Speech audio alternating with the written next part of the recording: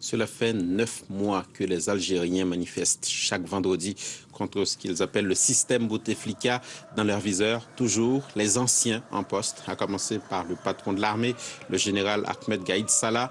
Pour le 36e vendredi consécutif, Alger était donc noir de monde. Des manifestants d'autant plus remontés que la date limite pour déposer les candidatures à la présidentielle expire aujourd'hui. Nous sommes en ligne avec notre correspondant à Alger, Monsef Faïd Kassi. Monsef, où en sont les dépôts de candidature à l'heure qu'il est?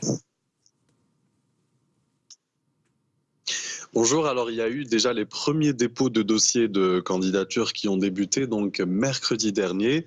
Au total, ce sont 147 postulants qui ont retiré les formulaires de souscription des signatures individuelles pour cette présidentielle qui est prévue pour le 12 décembre. Et le dernier délai pour le dépôt des dossiers, c'est aujourd'hui. Alors, je le disais, il y a 147 postulants, mais 6 d'entre eux seulement, ou voire 7, puisque un autre postulant vient de déposer son dossier. Donc 7, on va dire, ont confirmé leur participation après avoir atteint les 50 000 signatures qu'exige la loi, voire plus, hein, selon certains d'entre eux, plus que 50 000 signatures. Prochaine étape, donc après le dépôt de ces dossiers, eh bien, leur validation. Alors certains postulants sont connus pour avoir fait partie du système de l'ancien président Abdelaziz Bouteflika, même si l'objectif actuel exprimé est de tourner cette page pour en ouvrir une nouvelle.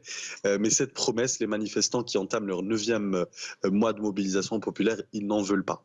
Justement, Monsef, les Algériens restent fermement opposés à l'organisation de cette élection dans ce contexte. Ils l'ont redit massivement hier. Tout à fait. Il y a toujours des manifestations. C'est ça, au fait, l'ambiance actuelle. La pression et la mobilisation sont là. Les manifestants ont pour la 38e semaine consécutive occupé massivement la rue hier vendredi, à Alger, dans plusieurs autres villes du pays. C'est pour eux, disent-ils, un point de non-retour. Ils rejettent les élections présidentielles, demandent le départ des personnalités qui occupent la scène politique actuelle pour céder la place aux jeunes, comme ils disent. Ils exigent la libération des détenus du mouvement populaire et veulent surtout se sentir libres de s'exprimer sans répression ni censure. Merci, Monsef Faïd Kassi, à